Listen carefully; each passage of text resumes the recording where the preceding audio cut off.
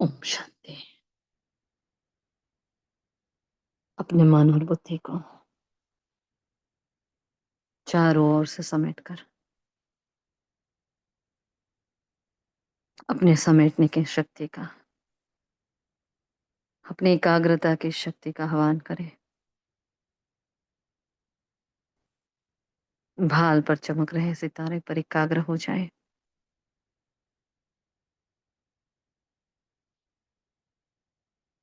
स्वस्वरूप में, स्वस्थिति में स्थित में चैतन्य शक्ति आत्मा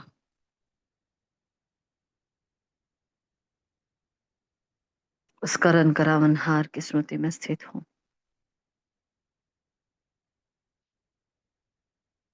देह में रहते हुए भी देह से न्यारी कमल पुष्प के समान साक्षीपन के सिर पर सेट मास्टर नॉलेजफुल त्रिनेत्री हूँ, त्रिकालदर्शी हूँ।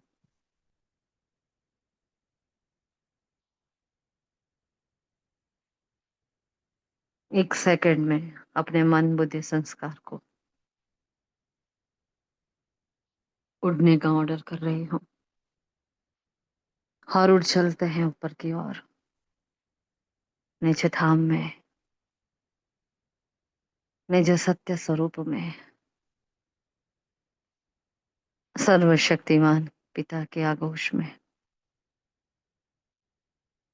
बाबा की सारी शक्तियां मुझे देखते ही मेरी ओर केंद्रित होने लगती हैं, जैसे बाबा कब से मेरा इंतजार कर रहा था। बहुत लंबे काल के बाद आत्मा और परमात्मा का ये सुंदर मिलन हुआ है। परम ज्योति के बिल्कुल समीप, बाबा के बिल्कुल नीचे जाकर बैठ जाए। और जो बाबा की प्रॉपर्टी है, जो बाबा का सारा वर्षा है, अपने भीतर समाता हुआ अनुभव करें। शक्तियों की बारिश हो रही है।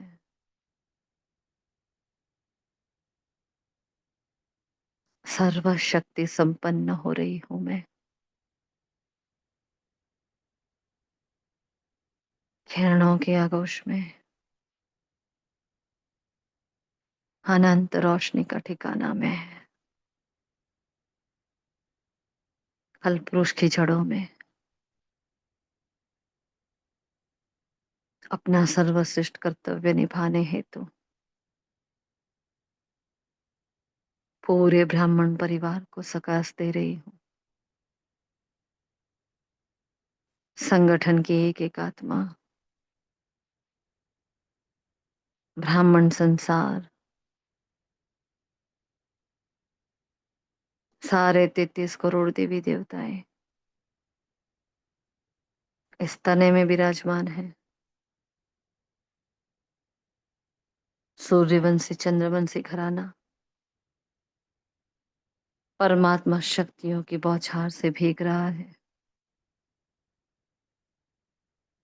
मेरे द्वारा ये शक्तियां जा रही है। सब के प्रति समानता का भाव है। मीठा बाबा कितना निरहंकारी, कितना भोला, मुझे भी अपने समान नम्रचित बना रहा है। नम्रता के सागर की मैं संतान, अपने निर्विकारी और निरहंकारी पने के नशे में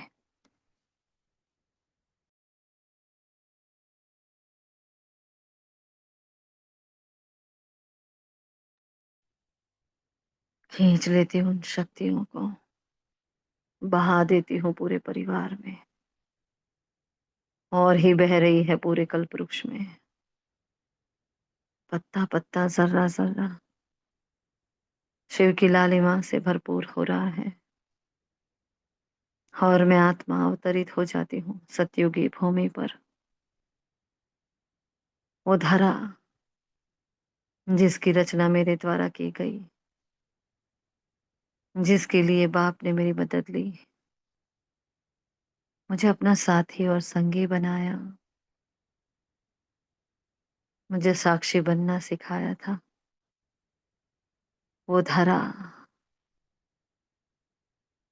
स्वर्णिम धरा, नवयुग की धरा, यहाँ के सतु प्रधान सुख को देखे। कोई बंटवारा नहीं है, कोई जाति पाति नहीं है, कोई मजहब नहीं है, कोई लड़ाई झगड़ा और दुख नहीं। ऐसी स्वर्णिम दुनिया है जहाँ हर आत्मा 100% प्योर, खरा सोना है सब। सबके भाल पर सूर्य के समान तिलक चमक रहा है। और मैं अपने आप को देख रही हूँ मयूर सिंहासन पर, तख्ते ताऊस की मालिक, धरती गगन की मालिक,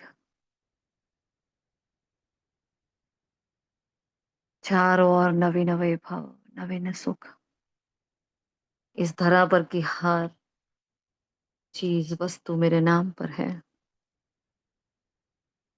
सबसे भरपूर होकर आधा कल्प का सोच रहा और उमंग उत्साह की दुनिया को पीछे छोड़कर मैं आ गई पूज्य स्वरूप में। शेरनी शक्ति, माँ पहाड़ा वाली, माँ जगदम्बे, माँ काली, महाकाल की संतान, मेरे भ्रुकुटी से, मेरे नैनों से, मेरे अंग अंग से परमात्मा शक्तियां मेरे भक्तों पर जा रही है। दुर्लभ साक्षात्कार मुझसे हो रहे हैं, उनको आस्थाएं बैठ रही है, विश्वास बढ़ रहा है, ईश्वर के होने का एहसास मेरे द्वारा हो रहा है। इन सब की शुभ मनोकामनाओं को पूर्ण करते हैं। आ गई मैं ब्राह्मण चोले में, जहाँ सर्वशक्तिवान निराकार परम ज्योति इस धरती पर पधारे। विदेही ने मेरा आह्वान किया, मेरा चयन किया, जैसे ही उनसे मिली मुझे भी विदेही बना दिया। देख रही हूँ स्वयं को मधुबन के बाबा की कुटिया में स्नेह का मिलन मनाती हुई। बाबा कह रहा है, मीठे बच्चे, बस आत्मा समझकर मुझ बाप को याद करो, तुम्हारे सब अंग शीतल हो जाएंगे। इस पुरानी दुनिया से बेहद का वैराग्य धारण करो। बस शिवालय में जाना है, पावन फूल बनना है। अब अपना सच्चा सच्चा पोता मेल दे दो, अपनी अवस्था का समाचार बाप को दो। एक तरफ स्थापना और एक तरफ विनाश चल रहा है। ये तुम्हारी ईश्वरीय रेस है बच्चे, अब नहीं तो कब नहीं। बाबा के सारे श्रीमत का एक्यूरेट स्वरूप बनती जा रही हूं मैं। और मैं फरिश्ता बनकर विश्वग्लोक पर, चमकीला फरिश्ता, झिलमिल सितारों से किरणें मुझसे पूरे संसार को जा रही है, एक एक आत्मा तक पहुंच रही है। ईश्वर आ चुका है, उसका परिचय दे रही हूँ सबको। चलते हैं उन सरहदों की ओर, भारत और पाकिस्तान के। वो पाकिस्तान जहाँ ईश्वरीय ज्ञान शुरू हुआ, वो पावन दुनिया जहाँ परमात्मा की अवतरण भूमि है। दोनों तरफ यज्ञ की कितनी ही यादें हैं। सब मेरे भाई हैं, ना कोई हिंदू है ना कोई मुसलमान है। सबको ईश्वर का परिचय दे दे। हे आत्मने मेरे भाइयों, सुनो, जिसको खुदा मानते हो, जिसको रब कहते हो, वही ईश्वर, वही अल्लाह, वही भगवान है, वही परमेश्वर है। किसके लिए लड़ते झगड़ते हो? छोटे से ज़मीन के टुकड़ों के खातिर क्या कत्लेआम मचा रहे हो? छोड़ो इन सारी बातों को।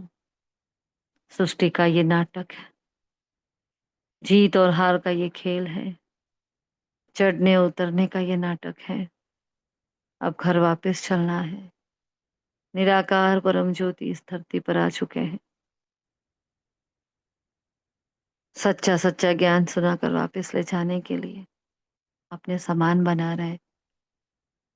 आह्वान है आप सभी को भी, ब्रह्मा कुमारी के सेंटर्स तक आ जाइए। आइए आपको बताते हैं कि आबू तीरथ धाम में भगवान कैसे आता है, कैसे आकर भगवान भगवती बनाता है, कैसे दिलवाड़ा मंदिर के सारे यादगार चैतन्य में मधुबन में दिख रहे हैं। आओ मेरे भाइयों, आबू तीरथ धाम में आओ। आबू नहीं देखा तो क्या देखा। चारों ओर ईश्वर के आगमन की धूम मच रही है। सबको बाप का संदेश मिल रहा है। हे एक आत्मा आत्मिक अवस्था में स्थित हो रही है। हर आत्मा शांत है, प्रेम का दिव्य स्वरूप है। भगवान को पहचान कर जार जार रो रही है, एक दूसरे से माफी मांग रही है, दुआएं दे रही है। और सब आत्माएं अपना देह छोड़कर उड़ चलती हैं बाबा के साथ ऊपर मुक्ति धाम में, बाबा को छूकर। मास्टर बीज बनकर बैठी हूं मैं, देख रही हूँ सारे वृक्ष को, अलग अलग सेक्शंस में अलग अलग आत्माएं अपने अपने नंबरवार पुरुषार्थ अनुसार विराजमान है, खुदा की पहचान के अनुसार विराजमान है। और मैं दिल से आह्वान करती हूँ मीठे बाबा का, आ जाइए बाबा। आपके बच्चे आपका आह्वान कर रहे हैं। वो निराकार परम ज्योति नीचे आ रहे हैं। इस धरा पर आकर भगवान सच्चा सच्चा गीता का ज्ञान दे रहे हैं। हिस्ट्री हॉल में ये आंखें तरस गई थी जिसको देखने के लिए, ये मुख तरस गया था, ये कान तरस गए थे जिसको सुनने के लिए। वो महाज्योति, वो मीठा प्यारा भोला बाबा सन्मुख बैठा है, पावरफुल दृष्टि से इन आंखों को शीतल कर रहा है, मेरे अंग अंग को शीतल कर रहा है। और मैं रूहानी रेगुलर गॉडली स्टूडेंट बनकर विराजमान हूँ। शुक्रिया मीठे बाबा, शुक्रिया। आप सभी फरिश्तों का भी दिल से शुक्रिया। ओम शांति, ओम शांति, ओम शांति, ओम शांति। Good afternoon. देखते हैं आज के महावाक्य बाबा क्या कहते हैं। आज की मुरली बहुत पावरफुल धारणा युक्त मुरली है।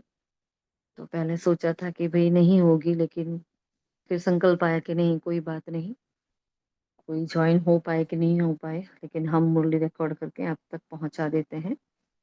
देखते हैं आज के महावाक्य। 13/5/2025 के महावाक्य है। मीठे बच्चे, जो हुक्म मेरे मीठे प्यारे बाप दादा, अनेक देहधारियों से प्रीत निकाल एक विदेही बाप को याद करो, तो तुम्हारे सब अंग शीतल हो जाएंगे। हाँ, पावरफुल महावाक्य। अनेक देहधारियों से प्रीत निकाल कर के द्वापर के बाद जितने ज्यादा देखो सतयुग में जब परमधाम में हम होते हैं तो बाबा होता है और बच्चे होते हैं, बस इतना छोटा सा परिवार। फिर हम सतयुग में आते हैं तो क्या होता है, माता पिता होते हैं, सास ससुर होते हैं, दो बच्चे होते हैं, इतना छोटा सा परिवार। जैसे जैसे आगे बढ़ते हैं वो परिवार वो धीरे धीरे धीरे धीरे वंशावली बढ़ती जा रही है, परिवार बढ़ता है। हाँ, फिर द्वापर के बाद तो बहुत ज्यादा उसका विस्तार हो जाता है ना। तो मतलब मामा मामी चाचा चाची बुआ, है ना, मतलब कितने सारे, बहुत सारे, गिनती ना हो इतने हमारे परिवार का वृक्ष होता है। तो इतना परिवार बढ़ जाता है, तो जितने फिर फ्रेंड्स होते हैं, फिर पड़ोसी होते हैं, तो इतने सारे रिलेशन को याद करते करते, है ना, इन सारे संबंधों में बंधते बंधते बंधते आत्मा बहुत बंधन में आ गई, है ना? अब देखना आप अपनी सोच पर अपने आप को चेक करना कि 5 मिनट में भी हम कितनों को याद कर लेते हैं। 1 घंटे में, चलो और कुछ नहीं, जब योग में बैठते कौन-कौन याद आ जाता है। कई-कई बार सपने में भी अचानक से कौन-कौन आ जाता है। इतनी स्मृतियाँ पड़ी है बुद्धि में और ऐसा 1 जन्म नहीं हुआ, हमने ऐसा 63 जन्म किया। इसलिए हमारी बुद्धि और मन की ये हालत हो गई है। अब भगवान क्या सिखा रहा है बच्चे, इन सब से छोड़ो। बाबा ने एक यथार्थ बात बता दी कि ये सब ड्रामा है, बना-बनाया है, सब एक्टर्स हैं, सब पार्टधारी हैं। आपने 84 जन्म लिए हैं, है ना? तुम्हारे ही 84 जन्म हैं और तुम्हारे 84 जन्मों के साथी कौन है? तो तुम्हारा ये ब्राह्मण परिवार है ना? अब बस आत्मा समझकर मुझे याद करो और इन सब से ममत्व छोड़ दो, चाहे वो ब्राह्मण है, चाहे नहीं है, लौकिक है, अलौकिक है, सबसे। ऐसा नहीं है, कई आत्माएँ ऐसा होता है कि लौकिक से तो बहुत ईज़िली छूट जाती है, लेकिन अलौकिक में ऐसे बंध जाती हैं, बड़ी गलत जगह फँस जाती है आत्माएँ, है ना? तो ये बहुत बड़ी माया हो जाती है, फिर उससे निकलना, लौकिक से निकलना तो ईज़ी हो जाता है, अलौकिक से निकलना बहुत टफ़ हो जाता है। इसलिए बहुत इम्पोर्टेंट बात है कि हमें बहुत अटेंशन रखना पड़ता है। इसलिए बाबा ने कहा देहधारियों से प्रीत तो बहुत लगाई अभी। अभी सिर्फ विदेही बाप को याद करो क्योंकि वापस उस दुनिया में जाना है। जैसे संडे की वाणी में बाबा ने कहा ना कि बनी बनी बनाई बन रही है, बनी को ही बनाना है, सब कुछ हुआ पड़ा है। कितनी पावरफुल बाबा ने बात करी थी, है ना? तो बाबा ने कहा देखो ये करेंगे ना तो तुम्हारे अंग शीतल हो जाएँगे। मतलब सारी गड़बड़ कहाँ होती है? हमारे कर्मेंद्रिय हमारे कंट्रोल में नहीं है। है ना? तो बाबा कहते हैं आत्मा समझकर बाप को याद करो, सब कुछ बाबा को सौंप दो, ये करो, कितनी युक्तियाँ बताई। तो बाबा एक और युक्ति आज बता रहे हैं, याद करोगे ना विदेही को, तो सारे अंग ही हमारे शीतल हो जाएँगे। अंग शीतल हो गए तो हम अपने आप आत्मा अभिमानी स्थिति में स्थित हो रहेंगे तो ही अंग शीतल होंगे ना, वैसे होंगे नहीं। इसलिए ये बहुत इम्पोर्टेंट बात। क्वेश्चन पूछा है जो दैवी कुल की आत्माएँ हैं, उनकी निशानी क्या होगी? तो दैवी कुल की आत्माओं की निशानियाँ तो 4-5 बाबा ने बताई है। अगर आप में से कोई कंफर्टेबल हो माइक ओपन करने के लिए, तो आप बता सकते हैं। कोई बताना चाहेगा? इसमें जो है वो नहीं, जो नहीं है ना वो, मुरली में जो है वो नहीं बोलना।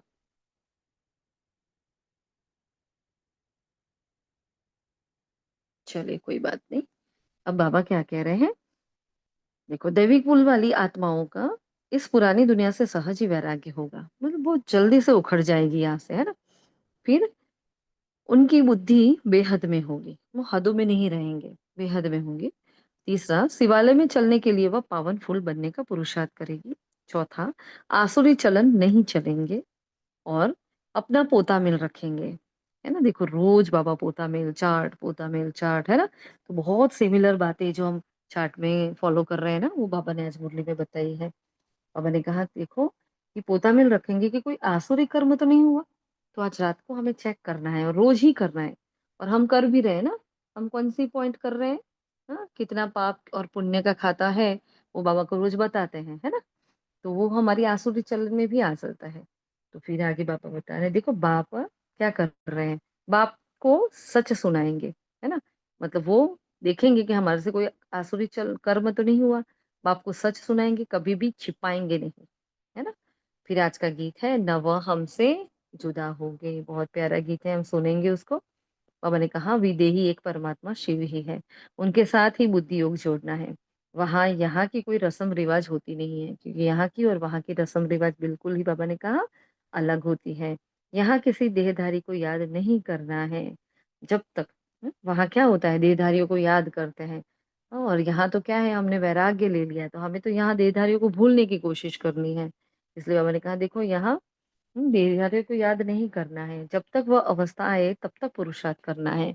Important line. हुँ? देहधारियों को याद ना करें, उनकी याद ना आए तब तक हमें पुरुषार्थ करते रहना है। जितना हो सके पुरानी दुनिया के जो होकर गए हैं या जो हैं उनको भूलना है। जो होकर गए हैं। फॉर एग्ज़ाम्पल हमारे लौकिक माता-पिता नहीं हैं, बट ऑब्वियस जब किसी के माता-पिता को देखते हैं तो एक बार तो याद आती है, ऐसा तो नहीं होता कि नहीं आती। सपोज़ परसों ही था ना मदर्स डे, तो फिर सबने डीपी लगाया था अपनी मम्मा के साथ। लेकिन एक तो हम तो बाबा के बच्चे बन के हम स्टेटस नहीं रख रहे हैं, ज़्यादा से ज़्यादा नहीं रखते हैं, कोई मजबूरी ना हो तब तक।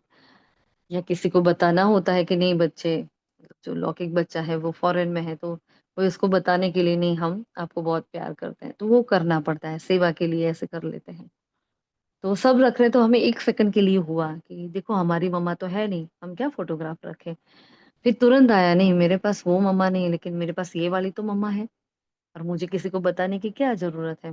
मतलब बाबा मिला और फिर वो लौकिक माँ चली गई। मतलब जैसे बाबा के हाथ में हाथ देकर चली गई वो, है ना? तो उस वक़्त तो हम नए-नए थे तो बहुत ज़्यादा रोए थे, बहुत ज़्यादा फ़ील हुआ था। मतलब पूरी लाइफ़ में नहीं रोए इतना हम रोए थे उस वक़्त तो। लेकिन अब वो अथक है कि नहीं बस आश्वासन है कि बाबा है तो मेरा माता-पिता, मेरा बंधु, सखा सब कुछ मेरा बाबा है। हाँ, मैं दुनिया में अकेली नहीं हूँ। क्योंकि माता-पिता नहीं है, एक भाई था वो भी नहीं है तो होता है। तो जितने संबंधी होते हैं उनकी याद आती है। इसलिए मैंने कहा देखो जो पास्ट में होकर चले गए आज वो दुनिया में नहीं है। आज वो आत्माएँ कितने साल से किसी के इतने इतने 7-8 साल का बच्चा होगा, जो आत्मा छोड़ के गई तो कहाँ होगी? तो 7-8 साल की बच्ची बनकर कहीं बच्चा या बच्ची होकर कहीं तो रही होगी ना। उसका पार्ट मेरे पास पूरा हो गया, वो दूसरी जगह पार्ट बचा रही है। तो हमें उनको याद नहीं करना है ना? लेकिन ये जाते-जाते स्मृतियाँ जाती पहले बहुत थी, अब धीरे-धीरे, धीरे करके बहुत कम हो गई है। इसलिए बाबा ने कहा जो होकर गए ना उसको भी याद नहीं करो। जो है उनको भूलना है, होकर गए उसको भी और वो जो है उनको भी। सारा दिन बुद्धि में यही रहे कि किसको क्या समझाएँ। बाबा ने कहा इन सब बातों से निकलो। क्या करो? चिंतन क्या करना है? बाबा ने डायरेक्शन बताई। हम किसको क्या समझाएँ? सबको बताना है। कि आकर वर्ल्ड के पास्ट, फ्यूचर, प्रेज़ेंट को समझो। मतलब आदि, मध्य, अंत को जानो, जिसको कोई नहीं जानते। पास्ट कब से शुरू हुआ, प्रेज़ेंट क्या है, फ्यूचर क्या होगा, तो ये सब शुरू हुआ है सतयुग से। वैसे देखा जाए तो फ्यूचर भी हमारा सतयुग है और पास्ट में भी सतयुग था। तो हम सतयुग में थे, वापस सतयुग में जाने वाले हैं वैसे देखा जाए तो। तो मैंने कहा जो भी ये देखते हो ना सब कुछ विनाश हो जाने वाला है। ये सतयुग की सीन सिनेरिया है ना, सब अच्छे से सुनानी पड़े मतलब किसी को जब ज्ञान दे, तो उनको सब अच्छे से बहुत प्यार से समझाना पड़े और दिखाना पड़े कि देखो सतयुग की दुनिया कैसी होगी। हुँ? पुरानी दुनिया को तो आग लगनी है। हाँ? अब नई दुनिया की तो स्थापना हो रही है। तो ये हमें उनको समझाना है। ये बाबा ने सेवा के लिए पॉइंट बताया है ना? तो ये सारा राज हमारी बुद्धि में है देखो। फिर बाबा ने अजमेर को याद किया, अजमेर में आप लोगों ने शायद देखा होगा। नई दुनिया का मॉडल है ना? तो बाबा ने उसको याद किया है कि ऐसे मॉडल दिखाकर या चित्र दिखाकर भी आप अच्छे से समझा सकते हो। इस समय मनुष्य की बिल्कुल ही पत्थर बुद्धि है। कितना तुम समझाते हो फिर भी बुद्धि में बैठता ही नहीं। जैसे नाटक वाले कितना सुंदर सीनरी दिखाते हैं, ऐसे कोई से मदद ले स्वर्ग की सीन सीनरी बहुत अच्छी बनानी चाहिए। बनाने के लिए कहा बाबा ने कि उस वक़्त तो नहीं थी ना, इसलिए बाबा ने साकार मुरली में ये कहा हुआ है ना? तुम बच्चों में बहुत नंबरवार हैं जिनकी धारणा होती है देह अभिमानी बुद्धि को छी-छी कहा जाता है और देही अभिमानी को गुल-गुल कहा जाता है ना? तो हम कौन से हैं? देही अभिमानी गुल-गुल बच्चे बाबा के। तो अभी तुम फूल बनते हो, देह अभिमानी रहने से काँटे के काँटे रह जाते। तुम बच्चों को तो इस पुरानी दुनिया से वैराग है। तुम्हारी ये बुद्धि है बेहद की बुद्धि, बेहद का वैराग्य, बेहद की बुद्धि और बेहद का वैराग्य। हमको इस वेश्यालय से बड़ी नफ़रत है। नफ़रत है? वेश्यालय से नफ़रत हुई है क्या? होनी चाहिए। देखो बाबा वैसे नफ़रत करने के लिए मना कर रहा है। लेकिन अब रावण को कौन प्रेम करेगा? वेश्यालय से कौन प्रेम करेगा? तो हमें नफ़रत होनी चाहिए। अभी हम शिवालय जाने के लिए फूल बन रहे हैं। बनते-बनते भी अगर कोई ऐसी खराब चलन चलते हैं, तो समझा जाता है इनमें अभी भूत की प्रवेशता है। एक ही घर में पति हंस बन रहा है, पत्नी नहीं समझती है, तो डिफ़िकल्टी होती है ना, सहन करना पड़ता है। समझा जाता है इनकी तकदीर में नहीं है। सब तो देवी कुल के बनने वाले नहीं हैं, जो बनने वाले होंगे वही बनेंगे, है ना? बहुतों की खराब चलन की रिपोर्ट्स आती हैं, बाबा के पास तो रिपोर्ट जाती है ना। अब देखो किसी को हमने तंग किया हो, तो अगर वो भगवान से बाबा का बच्चा है तो बाबा से सीधा कहेगा कि बाबा फलानी आत्मा मुझे तंग कर रही है, वो मुझे ऐसे दुःख दे रही है। बाबा का बच्चा नहीं है तो क्या करेगी? मंदिरों में अपने ही इष्ट देव-देवी मतलब हमारी ही मूर्ति के सामने जाकर कहेगी तो भी कहा जाएगा, वाया-वाया ही बाबा के पास जाएगा। तो हमारी चलन खराब है उसका पता बाबा को उन आत्माओं के द्वारा पड़ जाता है। हम तो बोले कि ना बोले, तो बहुतों की खराब चलन की रिपोर्ट्स आती है। साकार बाबा के पास तो आती थी ना, वो तो साकार परिवार कितना बड़ा था तो बाबा उसकी भी बात कर रहे हैं। तो बाबा कह रहे हैं ये आसुरी गुण है इसलिए बाबा रोज समझाते हैं अपना पोता मेल रात को देखो। हाँ आज कोई भी आसुरी काम तो हमने नहीं किया। बाबा कहते हैं सारी आयु में जो भी भूले की है वो बताओ। आज का ये होमवर्क रहेगा, है ना? जितने भी हमने भूले की है वो सारी की सारी बतानी है, सारी आयु में, है ना? तो ये आज होमवर्क रहेगा। फिर आगे बाबा ने कहा देखो, हम्म, कोई कड़ी भूल करते हैं तो फिर सज्जन को बताने में लग जाती है, क्योंकि इज्जत जाएगी ना, ना बताने से फिर नुकसान हो जाए। माया ऐसे थप्पड़ मारती है जो एकदम सत्यानाश कर देती है। माया बड़ी जबरदस्त है। 5 विकारों पर जीत पा नहीं सकते तो बाप भी क्या करेंगे। हाँ, बाप कहते हैं मैं रहम दिल भी हूं तो कालों का काल भी हूँ। देखो बाबा अपने 2 दर्शन करा रहे हैं, 2 पहलू बता रहे हैं। तो एक माँ का है तो एक पिता का है ना? तो वो सुप्रीम टीचर क्या है, वो स्ट्रिक्ट भी है, वो धर्मराज भी है तो माई बाप भी है। तो वो रहम की दृष्टि भी है उसकी, तो वो कालों का काल भी है। 2 पहलू बाबा बता रहा है हमें। तो वो पार्ट अभी बजा रहा हूँ, कांटों से फूल बनाते हैं तो तुम्हारी बुद्धि में वह खुशी है ना? अमरनाथ बाप कहते हैं तुम सब पार्वतियां हो, अभी तुम माँ में कम याद करो तो तुम अमरपुरी में चले जाएंगे और तुम्हारे पाप नाश तो होते नहीं, उस यात्रा में तो नहीं होंगे, लेकिन इस यात्रा से पास पाप नाश हो जाएंगे। हुँ।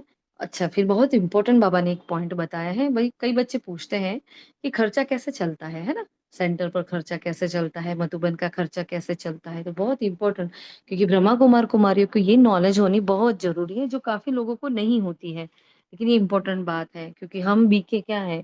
हाँ, हम बाबा हमारे द्वारा बाबा का घर चलता है, वो सबको नहीं पता है। तो इतने सब ब्रह्मा की औलाद ब्राह्मण है, तो हम ही अपने लिए खर्चा करेंगे ना भई, हमारा घर है तो हम ही करेंगे। राजाई भी श्रीमत पर हम स्थापन कर रहे हैं अपने लिए, राज्य भी हम करेंगे, राजयोग हम सीखते हैं, तो खर्चा भी तो हम करेंगे। देखो 3-4 बातें कही बाबा ने। देखो ब्राह्मण हम हैं, हाँ, स्थापना हम कर रहे हैं, राज्य हम लेंगे, राजयोग हम सीखते हैं, तो खर्चा भी हम ही करेंगे ना। श्री बाबा तो अविनाशी ज्ञान रत्नों का दान देते हैं, जिससे हम राजाओं का राजा बन जाते हैं। बच्चे जो पढ़ेंगे ना, वही खर्चा करेंगे ना। हाँ, जो पढ़ेंगे क्या करेंगे? हाँ, देखो हम जाते हैं ना यज्ञ में, रोज सेंटर पर जाते हैं। चलो आपने कुछ नहीं दिया, लेकिन जब सेंटर पर जाते हैं तो हमारे लिए चेयर रखी जाती है, हमारे लिए फैन चालू होते हैं या एसी चालू होता है, हमारे लिए टेप रिकॉर्डर बजता रहता है। आपकी हर सुख सुविधा का ध्यान रखा जाता है ना? तो ये सब क्या है? बाबा की पालना है अपने बच्चों के प्रति। बाबा टीचर्स बहनों के द्वारा बहुत पालना देते हैं, और उसके सिवाय ब्रह्मा भोजन रखना, गुरुवार को भोग बनाना, हाँ, मतलब पूरे ही देखो कितनी माताएँ, जो धारणा वाली माता है वो लगी पड़ती हैं, टीचर्स बहनें लगी रहती हैं, तो कितनी पालना मिल रही है, कौन करता है इतनी पालना? हम इतनी जब पालना ले रहे हैं तो हमारे ड्यूटी होती है, हमारा वो कर्तव्य होता है कि हमें उसको बाबा के घर में सफल करना है। सपोज़ हम 5 पैसे का ले रहे हैं ना, तो हमें उसका 5 का 50 करके देना पड़े। क्योंकि बाबा का क्या क्या कहना है कि बच्चे आप अपने लिए करते हो, मेरे लिए तो नहीं करते हो, लेकिन उसका हिसाब कितना प्यारा है। वो एक का 100 गुना, एक का पदम गुना देता है, तो करना चाहिए ना। तो अपना धन भी इतना ही सफल करना चाहिए, जितना हो सके। अपने मौज शौक में से, अब बाबा के बच्चे के ऐसे शौक तो नहीं होते, लेकिन फिर भी अपने लिए जो खर्च करते हैं या घर में जो खर्च होता है, उसमें थोड़ा-थोड़ा निकाल कर के भी बाबा की भंडारी में सफल करना चाहिए। कि बाबा वो पहलू बता रहे हैं आज, है ना? खर्चा कैसे चलता है।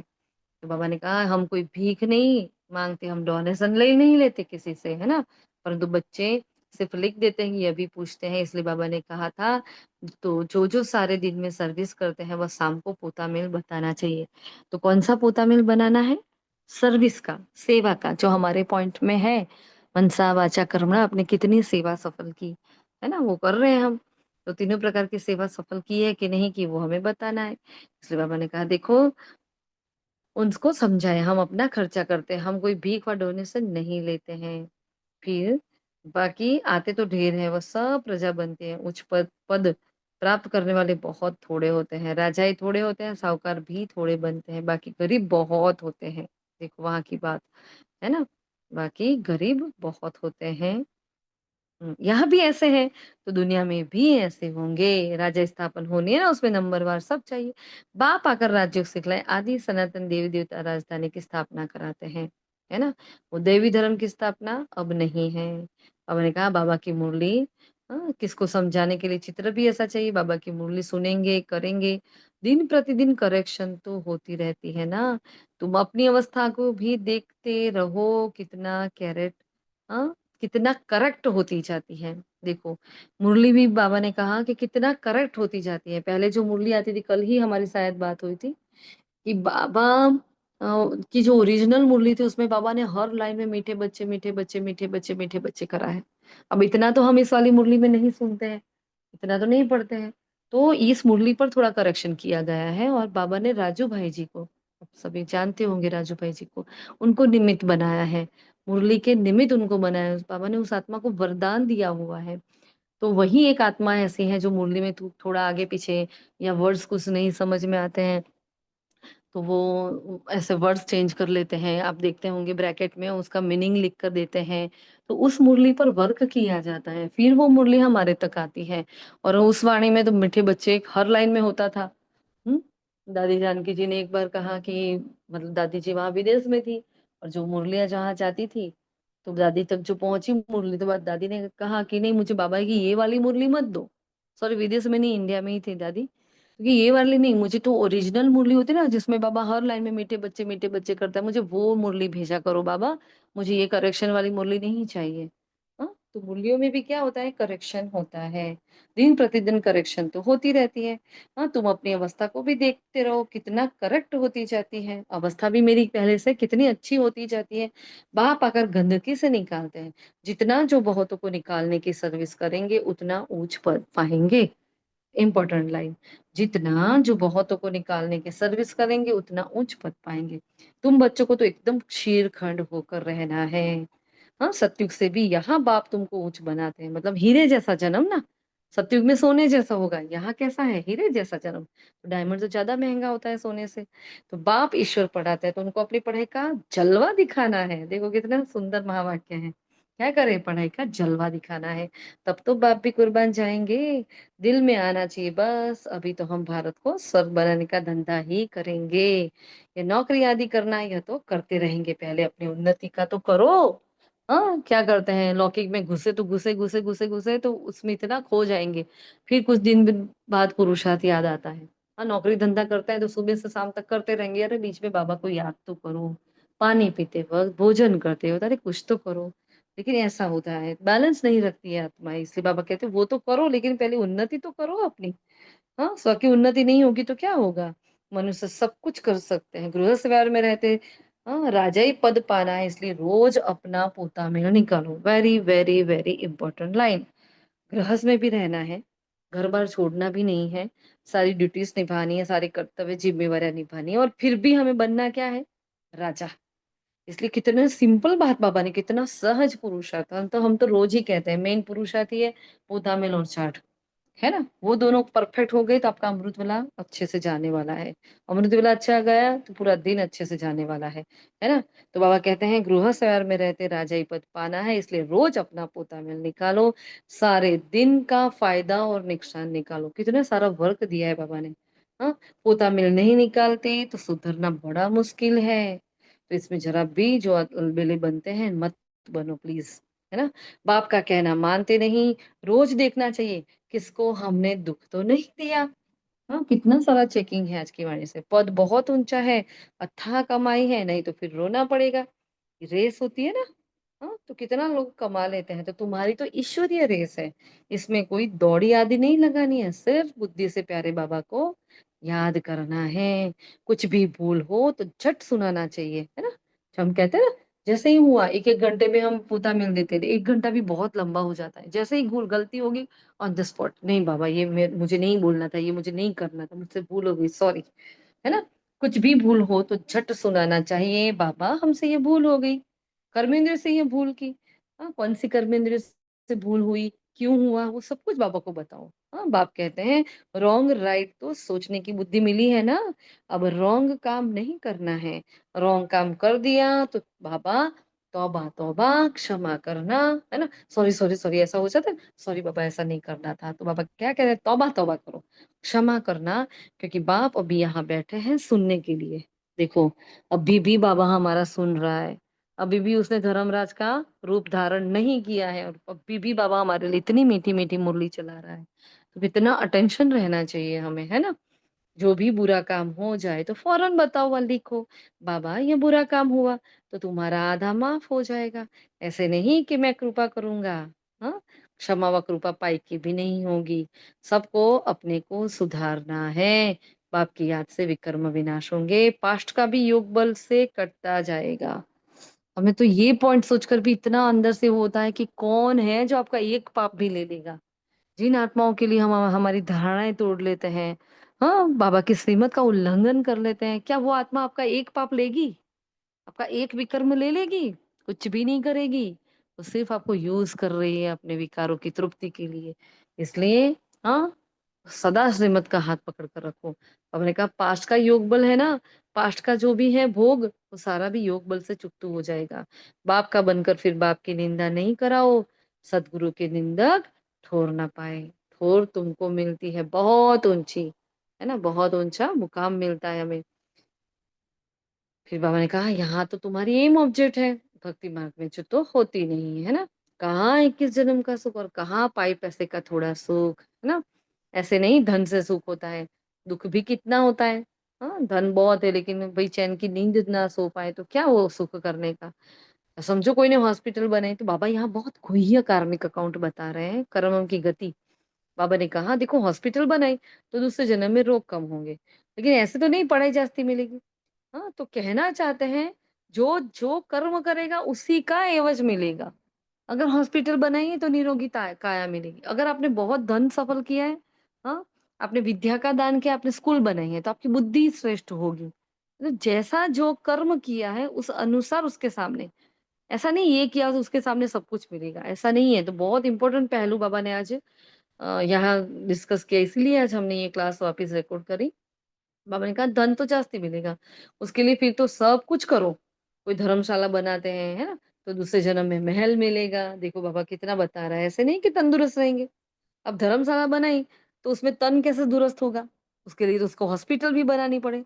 तो हर तरीके से बाबा कहते हैं अपना सब कुछ चारों ओर से सफल करो, है ना। ऐसे नहीं कि तंदुरुस्त रहेंगे, नहीं तो बाप कितनी बातें समझाते हैं, कोई तो अच्छी रीति समझ कर समझाते, कोई तो समझते ही नहीं। तो रोज अपना पोता मेल निकालो। आज क्या पाप किया। आ रहे हैं ना सारे के सारे पॉइंट हमारे। हाँ, क्या पाप किया, इस बात में फेल हुआ, किस बात में फेल हुए आज बताना। बाप राय देंगे तो ऐसा काम नहीं करना चाहिए। तुम जानते हो हम तो अब स्वर्ग में जाते हैं तो बच्चों को खुशी का पारा नहीं चढ़ता है। हाँ, कल भी बहुत अच्छी बाबा ने बात करी। आखिर कब तक कहते रहोगे कि बाबा हम भूल जाते हैं। बहुत मतलब इतना दिल को लग गई थी वो बाबा बात बताई थी। आखिर कब तक बाप को भूलते रहेंगे, ये महावाक्य था कल के, है ना। तो देखो यहाँ खुशी का पारा ही नहीं चढ़ता। मैं बूढ़ा हूँ, ये शरीर छोड़कर हम प्रिंस बनने वाला हूँ, मतलब ब्रह्मा बाबा कहते हैं। तुम भी पढ़ते हो तो खुशी का पारा चढ़ना चाहिए, परंतु बाप को याद ही नहीं करते। हाँ, बाबा ने कहा देखो वो अंग्रेजी आगे आदि पढ़ने में कितना माथा खराब होता है। अगर बैरिस्टर बनने जाओ, वकील बनने जाओ, है, जज बनने जाओ, कितना माथा मारना पड़े, कितना पढ़ना पड़ता है। लेकिन यहाँ तो क्या करना है। तो मैंने कहा बस आत्मा समझकर मुझे याद करो तो तुम्हारे अंग शीतल हो जाएंगे, है ना। बाबा का शिव बाबा को तो शरीर नहीं है, अंग है श्री कृष्ण को, और श्री कृष्ण के अंग तो वैसे भी शीतल है ना। वह तो होता ही सतयुग में, इसलिए वो शीतल ही होगा। बाबा ने कहा तुम बच्चों को भी इतनी धारणा करनी चाहिए, लड़ना झगड़ना बिल्कुल नहीं है, सच बोलना है। झूठ बोलने से सत्यानाश हो जाती है ना। किसी से भी झूठ नहीं बोलो। हाँ, लेकिन सत्य ऐसा कड़वा नहीं बोलना कि किसी का दिल दुख जाए। कई आत्माओं का इतना कड़वा मुंह होता है, वो सत्य ही बोलती है लेकिन इतनी गंदी रीति से बोलती है, इतनी कड़वापन होता है उसके मुख में, है ना। तो वो मतलब सामने वाला बेचारा जार जार हो जाता है, वो टूट जाता है, इतना कड़वा बोलते हैं। किसी को बोलो आप ऐसे ही हो, आप सुधरने वाले नहीं हो, आपसे ये होगा ही नहीं, तो कितना टूटती है आत्मा। तो ऐसा नहीं करना चाहिए, है ना। सत्य भी हमें नफ्स देखकर, समय देखकर, युक्ति से सत्य बोलना है। जरूरत नहीं तो नहीं बोलना। ऐसा सत्य जिससे जिससे किसी को नुकसान हो जाए वैसा सत्य नहीं बोलना है, चुप रहना है। मेरी एक चुप चुप से सबके 100 सुख, याद रखो, है ना। तुम बाप तुम बच्चों को ऑलराउंड सब बातें समझाते हैं। समझाई ना, आज तू कितना सारा समझा दिया हर प्रकार का। चित्र भी अच्छे-अच्छे बनाओ जो फिर सबके पास जाए, अच्छी चीज़ देखकर कहेंगे चलकर देखो, समझाने वाला भी होशियार चाहिए, सर्विस करना भी सीखना है, अच्छी ब्राह्मणियाँ भी चाहिए जो आप समान बनाए। जो आप समान मैनेजर बनाती है उन्हें अच्छी ब्राह्मणी कहेंगे देखो, हाँ, जो टीचर्स बहनें हैं ते उसके लिए भी कह रहे हैं, लेकिन बाबा हमें भी कह रहे हैं क्योंकि हम सब भी तो टीचर्स हैं। तो बाबा ने कहा आप समान मैनेजर बनाती है ना? मैनेजर मतलब क्या? सब कुछ मैनेज करता है, ऑल-राउंडर हीरो पार्टधारी। बीबी बुद्धि भी ना हो, हाँ? ज़रा कुछ बोला और छुई-मुई हो गई, ज़रा कोई किसी ने कहा और रोने लगे, ज़रा कुछ हो गया ये कर लिया, ऐसा नहीं, हाँ? पापा ने कहा नहीं तो उठाकर रावण ले जाएगा, छुई-मुई नहीं बनना हमें। तो रावण संप्रदाय है, तो ऐसी ब्राह्मणी तैयार करो जो पीछे सेंटर सँभाल सके। हाँ, ऐसे कोई हैंड्स तैयार करने हैं, जो टीचर्स बहनें भी ना हो तो भी सँभाल सके। तो हम सभी को जहाँ भी जिस सेंटर पर हम जाते हैं, हमारा ये रहना चाहिए कि मैं ऐसी ऑलराउंडर बनूँ, हाँ, जो टीचर ना हो तो मैं पूरा सेंटर सँभाल सकूँ। उतना हमारे अंदर बाबा ताकत भरे, इतना हमारी मैनेजमेंट स्किल को बढ़ाए, इतनी हमारी अ, भगवान के प्रति वो जो फीलिंग्स होती हैं मतलब जो पावरफुल जिसको कहा जाए वफ़ादारी, ईमानदारी, वफ़ादारी, सच्चाई, सफाई जो बाबा के प्रति होनी चाहिए, जो हम पूरा ही सेंटर सँभाल सकें। ये कह रहे हैं बाबा देखो। हुँ?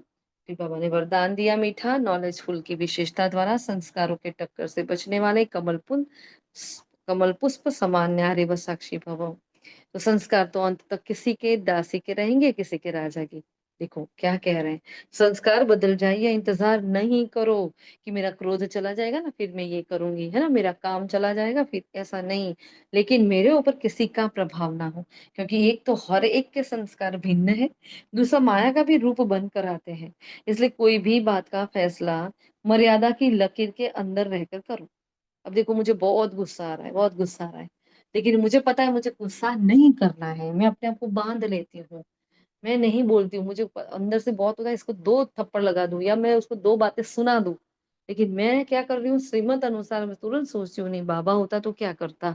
तो मैंने अपने आप को रोक लिया, तो मैंने अपने आप को मर्यादा में रख दिया। इसलिए बाबा क्या मर्यादा में रहकर कर्म करोगे तो बच जाओगे। है ना? तो कोई भी बात का फैसला मर्यादा की लकीर के अंदर रहकर करो, भिन्न-भिन्न संस्कार होते हुए भी टक्कर ना हो, इसके लिए नॉलेजफुल बन, कमल फूल समान न्यारे व साक्षी रहो, है ना?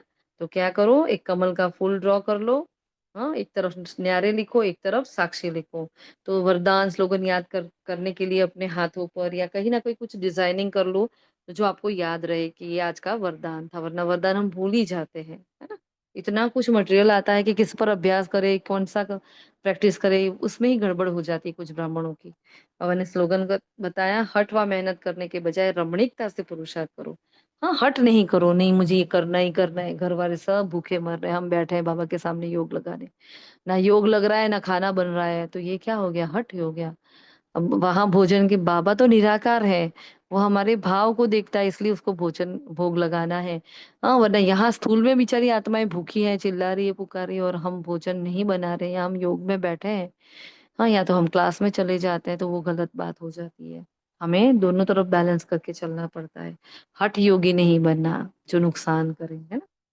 तो वहाँ से तो निकल कर आए हैं ना?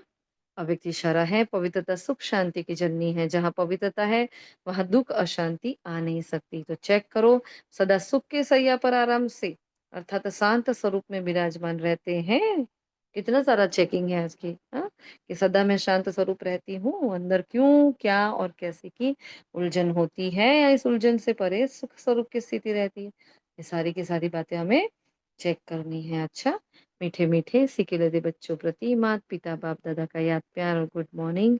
रूहानी बाप की रूहानी बच्चों को नमस्ते। हम सभी रूहानी बच्चों की भी रूहानी माता-पिता, बाप-दादा को याद प्यार, गुड मॉर्निंग और नमस्ते। शुक्रिया मीठे बाबा, शुक्रिया, शुक्रिया आप सभी फरिश्तों का भी दिल से शुक्रिया।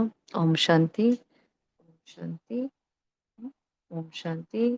तो आज की मुरली से होमवर्क पता चला ना, हमने जो भी इस बाबा ने कहा इस आयु की हाँ, जितनी भी आयु है उसमें आपने जो भी भूलें की है ना, वो सारी की सारी भूलें बाबा को बतानी है ना? सारे दिन में कितना फ़ायदा और नुकसान हुआ वो बताना है। फिर सारे दिन में कितना पाप और पुण्य किया वो बताना है बाबा को, है ना? बाबा ने कहा जैसे ही भूल करो तुरंत ही सुनाओ कि मेरे से ये भूल हो गई है ना, तौबा तौबा, क्षमा करो, ये हमें नहीं सुनना पड़े, ना बोलना पड़े। हम्म। बुरा काम किया तो फौरन लिखो, या तो सुना दो या तो फिर लिख लो। कोई भी हमारे अंदर आसुरी चलन तो नहीं है ना, वो हमें चेक करना है। सारे दिन में मैंने कोई आसुरी कर्म तो नहीं किया, वो भी आज चेक करना है ना। ठीक है। और यहाँ भी बाबा ने जो धारणा के लिए मुख्य सार में कहा है, फिर अव्यक्त इशारे में बाबा ने चेकिंग कहा है, वो सारा का सारा आज हमें चेक करना है। ओके जी। शुक्रिया मीठे बाबा का, शुक्रिया आप सभी फरिश्तों का। ओम शांति, ओम शांति, ओम शांति।